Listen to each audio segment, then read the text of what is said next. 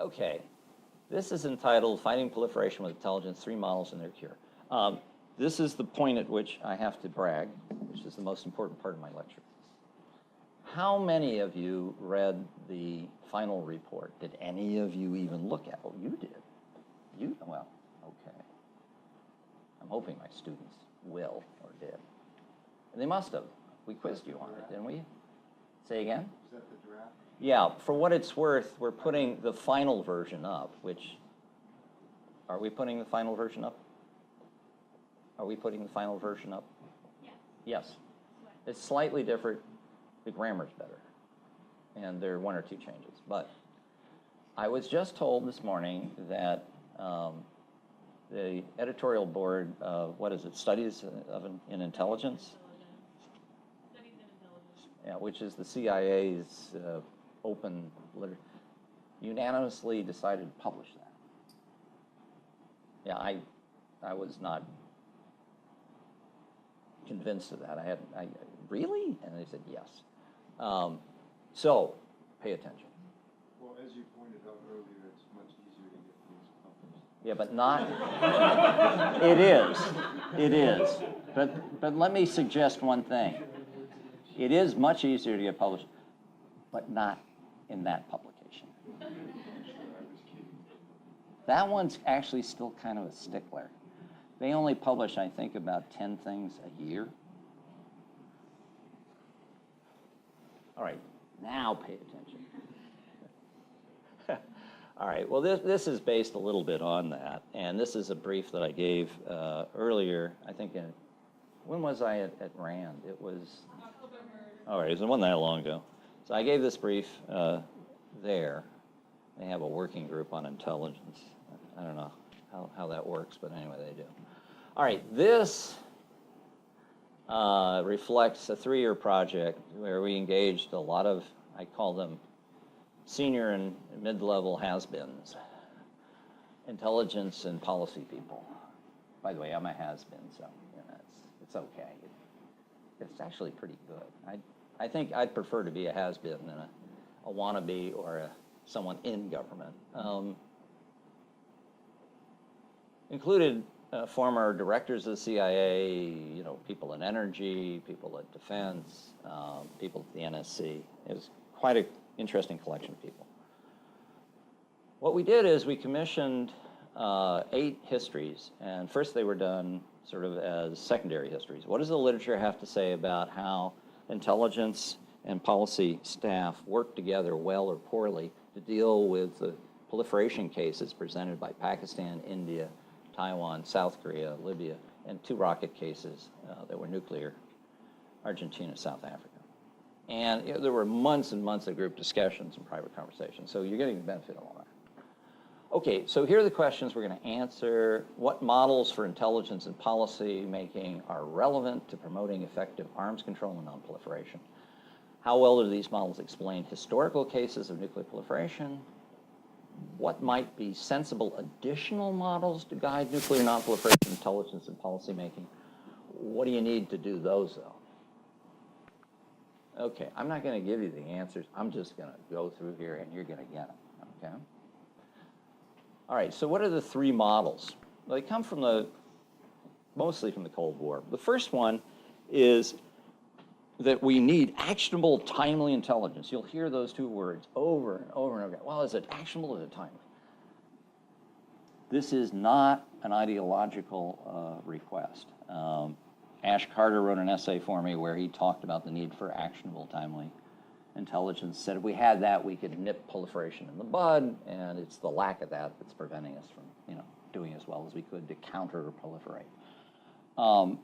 Rumsfeld also talked about it in a way when he talked about the need for situational battlefield awareness, which is another way of saying you got to know what the other fellow's doing before he does it to stop him from doing it. Yeah? Now, a good example would be the Libyan case, and there was a recommended reading by Will Toby. It got into that publication. It got an award. I'm not sure I'm going to get an award, but he got some money. About Libya. And in there he talks about how we learned basically in the late summer of 2003 that there was a ship that was carrying centrifuge parts that had been arranged by Mr. Khan to Libya. And we knew that it was going to get to the Italian port of Taranto, and the cargo was seized because there were laws in Italy if something was improperly listed, and it was. These were, I don't know, used parts of something, I don't know. And I said, no, these are not used parts. That became very important in leveraging Gaddafi to be much more forthcoming and open up. Because he had said he wanted to, and yet he was doing this, and the embarrassment level diplomatically became very important. Now, that's a case where you know what, when, and where. That's timely, actionable intelligence. 99.99% of the time, this is what you know. This is the picture. You know something's going to happen somewhere by somebody. Sometime. Yeah. This is what you want. This is what you get. All right, so let's have more of that. That's the argument. The second argument about how to think about what you need is you need to work what's one fellow called a proliferation detection verification timeline continuum. Now, just saying that, it's going to make you feel like you almost got a high school education, right? I mean, it sounds professional. The notion here is that you set limits either, unilaterally or, internationally, and then you detect possible red line violations, and if none are detected, you're fine. If they are, then you have a conclave, either internationally at the IAEA or the UN or unilaterally at the NSC. Does the detection data support the conclusion that something's been violated? That's called verifying the data or talking about it. Okay? Then you take some kind of enforcement action, everything from writing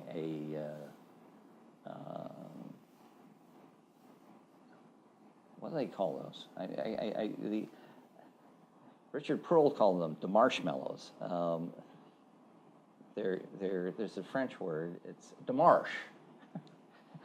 That would be at one end, and the other would be, well, deliver a weapon. There are lots of things you could do. Yeah? So you work this. The third model, is there anybody who has ever gotten close to the intelligence community at any time? Well, if you do, they talk about the wall. And the wall is to keep the policymaker from the intelligence analyst so that the policy people don't lean on the intelligence people to fix the facts. Think about journalistic treatment of Iraq and weapons of mass destruction. Don't want to do that. Wouldn't be prudent. So what you do is you put the policymaker right on top of the wall, and he gets his guidance on what the policy is, and then he listens to intelligence, and then he does what he does. He makes his policy based on that. But you got to make sure that people aren't entertaining one another late at night. So you got to make sure there are no holes in the wall. And the wall needs to be strong, and it needs to be tall. These are the three models. Now, those models color how we read history and what has happened and what is wrong or not. Oh, well, we didn't have actionable, timely intelligence. Oh, the wall wasn't tall enough. Oh, we were in the wrong, we didn't do the continuum correctly. Or we did, in each case. A little, some, whatever. And so it becomes a filter for even understanding what happened. We looked at some cases, and I have to tell you, in every case, these models performed as all models do. Not very well. They did not really explain successes and failures as well as they should. In fact, so much so that it suggested the need for another model, which is where I'm going with this brief. But let's just take, I'm not going to drag you through all the examples, but I've gotten fascinated because of a mentor of mine who's really deep into this in the Israeli case. Now, the standard story on the Israeli case is it was an intelligence failure. Well, why? oh, well, we had some signals, but we didn't pay attention, or really we didn't have anything conclusive. And by the time we did, it was too late. And in fact, in 1960, the intelligence community did a post-mortem on how badly they did on this. And so it's intelligence failure. And, well, intelligence failure. When you start looking more carefully at this, though, it's not quite that simple. Let's see now.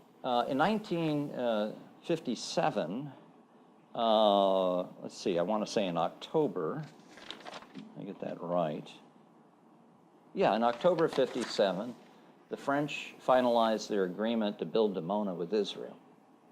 We found out about it basically in March to April of the following year.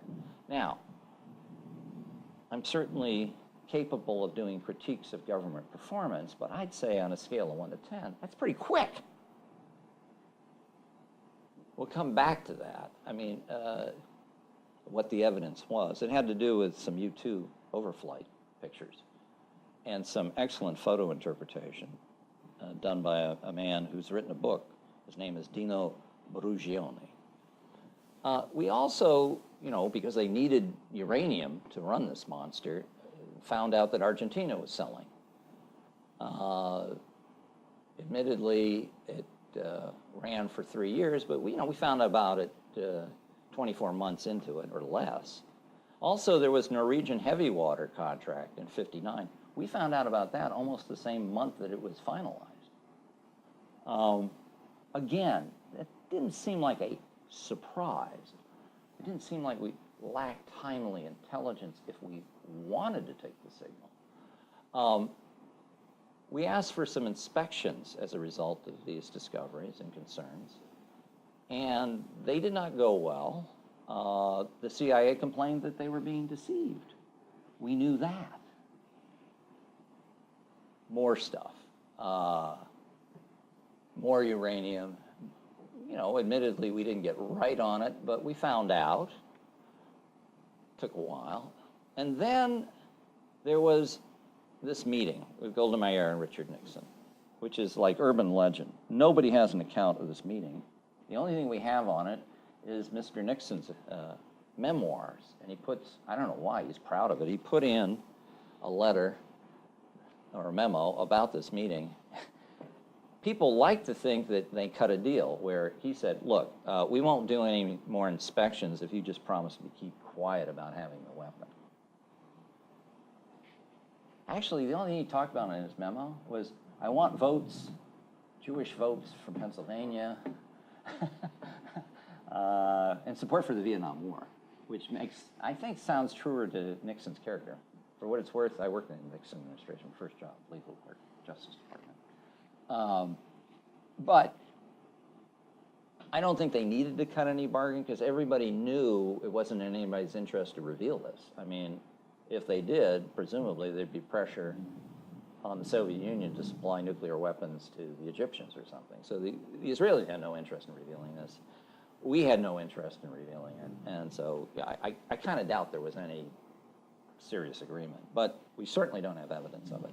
What we do have evidence of now is that perhaps the first bombs might have been made with American material, stolen from this facility. There is a book by a man named Roger Mattson I recommend. I think it's listed. CIA at various times actually concluded that it's highly likely that that's the case. Part of the reason why is we discovered that near Dimona there were particles of uranium that were the exact type of uranium stolen from this facility. There were a number of other things.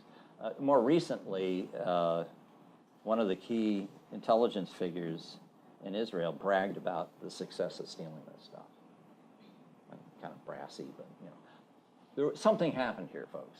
I mean, and then finally, it was actually revealed. I mean, these are pictures of the mock-ups that we got in '86, and it was blasted all over the Sunday Times. Now, all that's interesting, but there's more. There was a flash in 1979 And I think we're going to run 5 to 7 minutes late. Is that going to cause a problem with anybody? Okay. I'll just leave it. Okay, be quiet. Okay, I'll see if I can rush. The Atlantic flash in '79 set off quite a tizzy. What happened is we had some satellites called Vela satellites, and what they do is they detect in space spikes of X-rays, gamma rays, light, and neutron emissions. When a bomb goes off, it's very interesting. There's a lot of energy that expands, and expands so fast against the atmosphere that the air piles up on the fireball. And that fireball, then when you look from the outside, actually gets dimmer because it has to get, the light has to, and emissions have to get through that piled up, denser air. And so what happens is you first get a signature goes up, but then as that air piles up, the signature goes down. But then, of course, as the energy continues to release, the air ablates, or it attenuates, excuse me, the compression attenuates, and then it climbs up again, but then eventually you run out of energy and it goes down. Yeah? This is called the double hump, and this is what the Vela satellite is geared to do. Now, there were some Vela satellites that were kind of old. They were past their prime. But this is the event, and this is the light pattern of a known nuclear test in the atmosphere. You'll notice they're pretty similar. There also were acoustic waves at a Naval Research Center. Why do Navy research centers care about, acoustic waves? Anybody know? Submarines. Not only that, but the acoustic waves that they picked up were very similar to the acoustic waves they would get when there were tests in the Pacific that were French. Then there were ionic observatory emanations, ionic wave disturbances at Puerto Rico that suggested a nuclear explosion. Initially, they couldn't quite establish whether there had been fallout, although later in October, this occurred in September, the Australians were slaughtering sheep and noticed there was a spike in iodine-131 consistent with a atmospheric test. Now, initially, CIA told the NSC, highly confident this is a nuclear test. Jimmy Carter freaked out. He had 2 reasons to freak out, at least 2 reasons. Well, 3. First, who ratified the Threshold Test Ban Treaty? Israel. They were a party to it. So he had a choice. He could say, well, this wasn't a nuclear weapon, or it was. If he did, it would be a violation of the Test Ban Treaty. Well, why was that a problem? Well, they had just signed something called the Camp David Accords. Now, if someone breaks an agreement, how does that look? Not good. Then there was another problem. SALT II. If he couldn't establish whether or not this was a test, how in the world could you believe that you can have sound verification for SALT II? Already was in battle in the Senate. This would just make it worse. So what do you do when you're confronted with this? Well, a lot of people think that alternative facts is somehow a recent phenomenon. They asked Chief of Staff for an alternative explanation. Don't you love it? All right, so what did they come up with? Well, the Rowena panel, distinguished people from MIT, they said, well, maybe it was the reflection of small meteoroid debris or space debris reflections that caused this. Can anyone guess what they determined the odds of that being, this alternative explanation? 1 to what?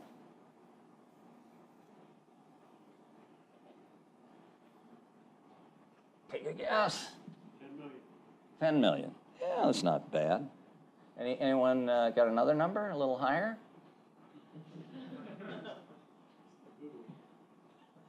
Well, Google, I'm not even sure I know what that is. It was 1 in 100 billion. Good enough for government work. We're done.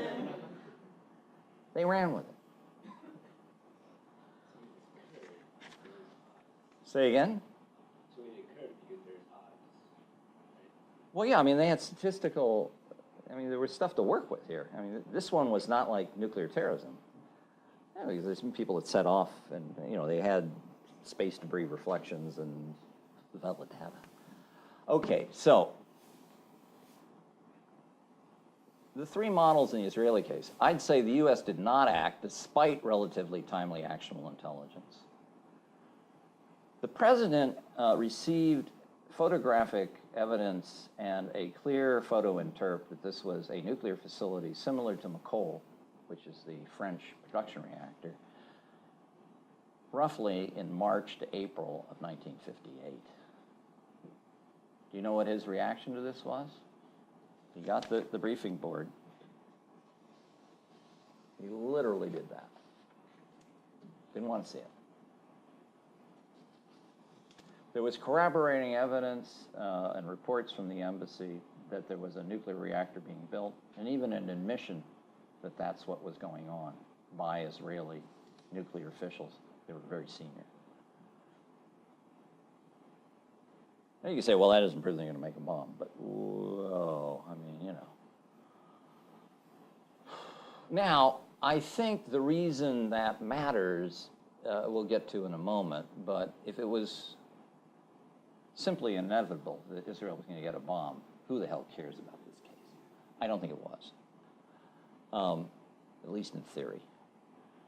Now, intelligence and red line violations were not just, you know, some limit violations like the inspections were not just ignored, they were denied. I mean, clearly that Rowena case speaks volumes on how when you want something, you get what you want. I don't think policymakers cooked the intelligence books so much as they ignored or explained it away. Ultimately, I want to get into this. Ultimately, intelligence may have chosen also to pull its punch since it knew the policymakers weren't interested. When they did these inspections under Kennedy, something real interesting happened. I'm sure the CIA was mildly anti-Semitic, you know, in the 60s. I don't, you know, deny that. But they sent people who didn't know any Hebrew. You've got to be kidding. Now, you know, maybe that was an accident, maybe it wasn't. I don't think that's the case. You can read about a man named Angleton, and he really wanted to help the Israelis because he had a close relation with Mossad.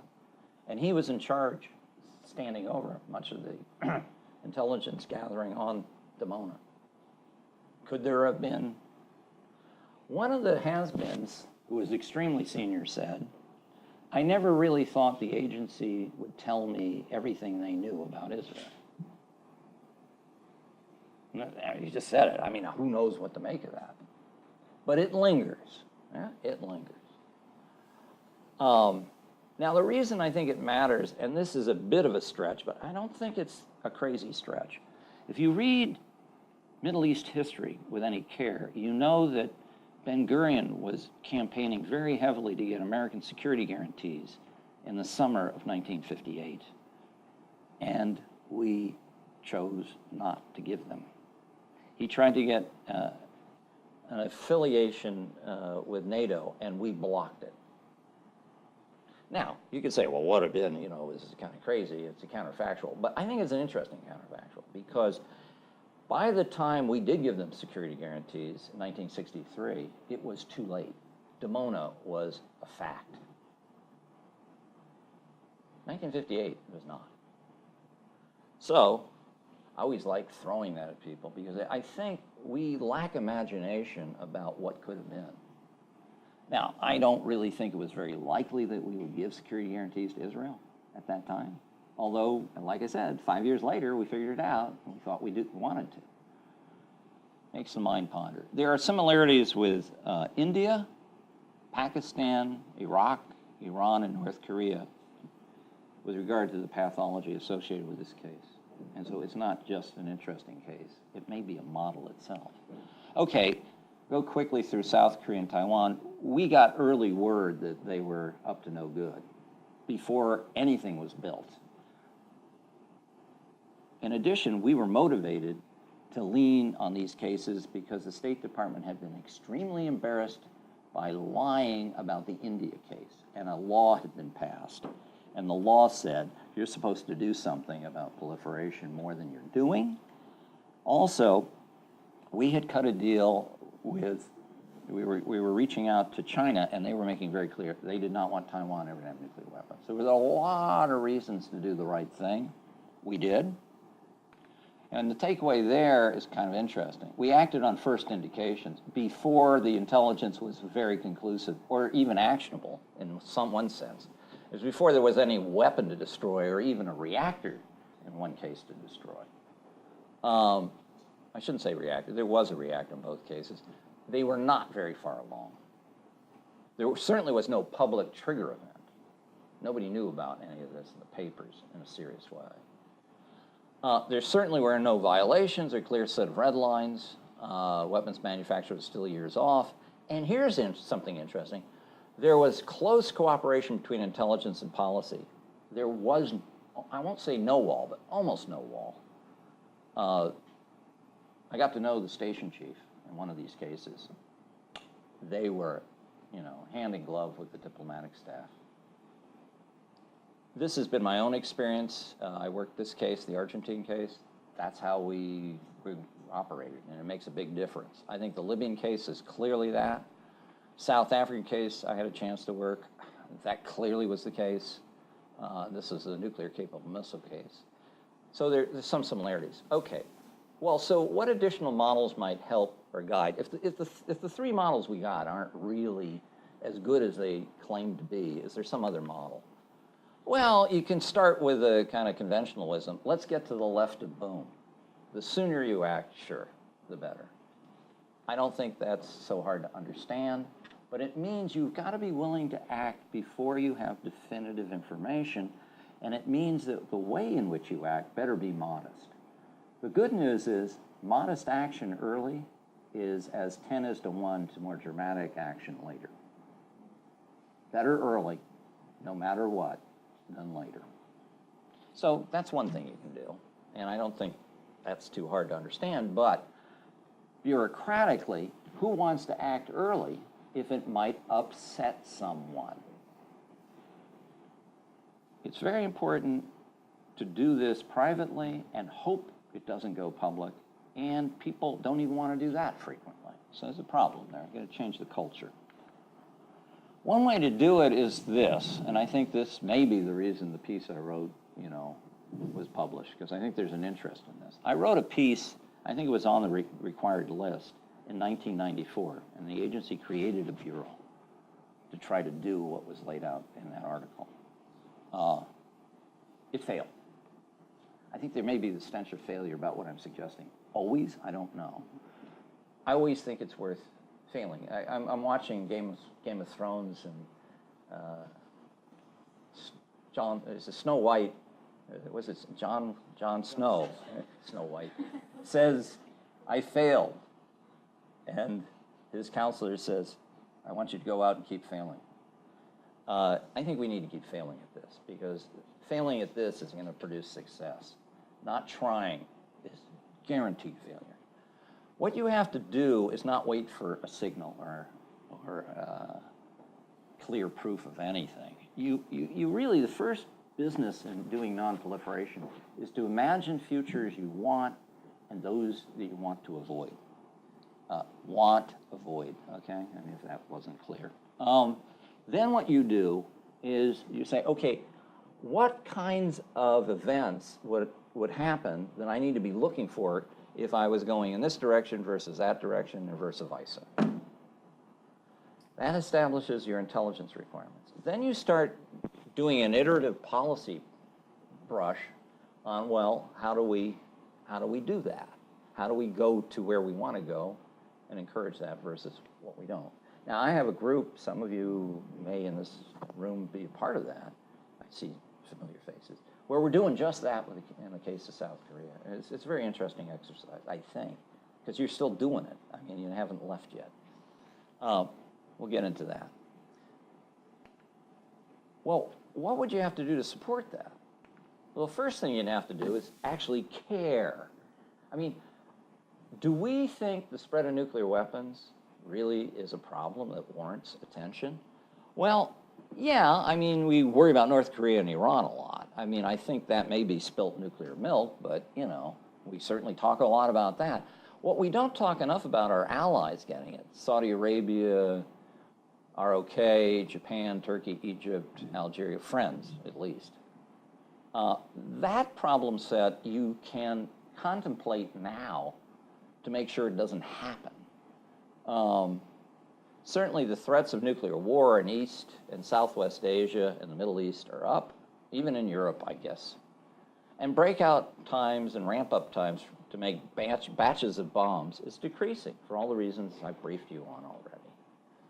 That ought to get people thinking, you know, even though we got rid of the committee in the Senate to look for proliferation problems and manage them, even though we got rid of all the reporting requirements on proliferation developments, even though we don't hold hearings routinely on these matters, maybe we should change that.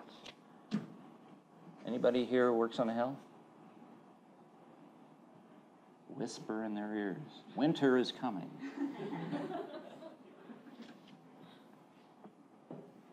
Heads up. How many Irans and North Koreas do you want, guys? Was that fun? Do you want to do more of that?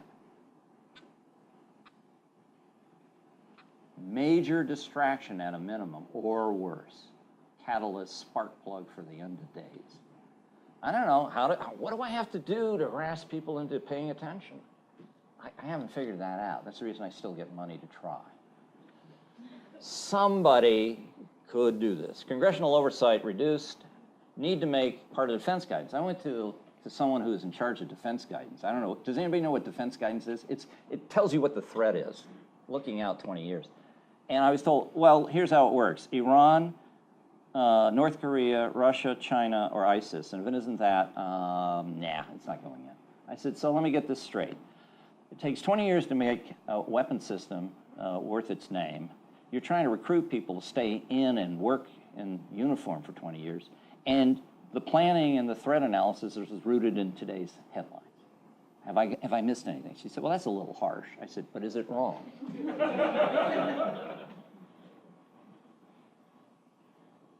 By the way, she didn't like me. It's a constant problem.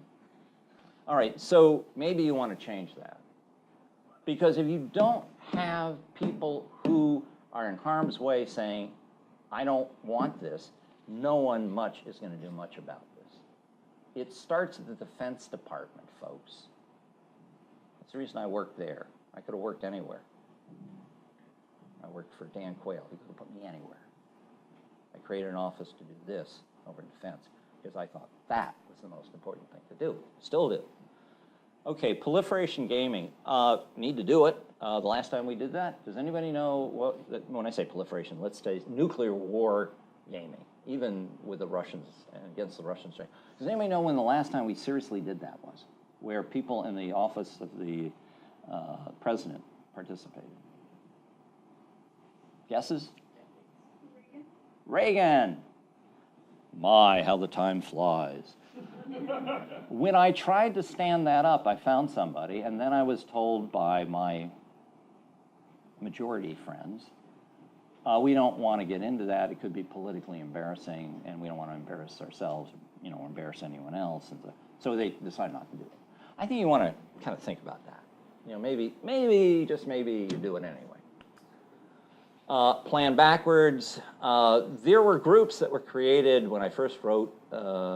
I think they were going to do by the way, whether I wrote it or not. I'm not crazy enough to think what I wrote launched any ships, even ones that sunk. But the fact is, I wrote at a time when they were going to do it, and I even served on a little board. We had lunch, and we said things, and then they ignored us. But I mean, you know, the fact of the matter is, it was a going concern for a while. They couldn't get the policy people to come.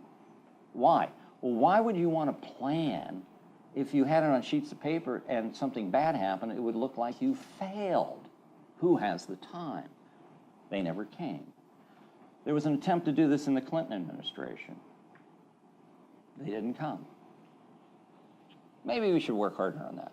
One way to do it is to operationalize some of the kinds of plans in existing groups. The other thing you could do is give up on the people who are, is there anybody here who's a senior executive service official? I was once. Do you know what that stands for? SES, what does it stand for? Yes, my friend, I have a friend who is a little more cynical. He said, it means still essentially stupid. That would include me, since I had that rank. But you do not want to wait until, I think more accurately, senior executive service people are so senior, it's hard to teach them anything. They know everything, you see. And oh, there's nodding over there. Okay. So maybe what you want to do is take young people who actually are committed to do public service in the military, intel, and policy making, and get them to work on a backwards problem like South Korea or Japan. We're doing it. Do you know why? No one else is. As the president would say, sad. Okay, now there's this outside problem, and I think this is the last slide, so I didn't go too far over. I said it'd be 10 minutes, about 10 minutes. You know, a lot of people in the academe can help shine a light on what it is we need to be paying attention to, because they don't have restrictions on them like clearances or, you know, or anything else. But you know, they have to be willing to do something they don't like doing, and that is talking to has-beens, doing oral history. Why? Most of what's of interest in these fields aren't written down on sheets of paper. The oral histories are a struggle, because if you have a clearance, I gave mine up for this reason, you can't say anything. You're under all sorts of confidentiality agreements. So these people take the best information to their grave. That's not smart. I think having people in academia who are teaching about public service or politics actually be in government for a year is something we really need. Also, we need to reform the security regulations to enhance historical research. As I understand it, there's a 91-day deadline to get the diplomatic history of the United States released when it's put up for declassification. They're now waiting on 467 days, I'm told. That should not be tolerated. With that, I'm done.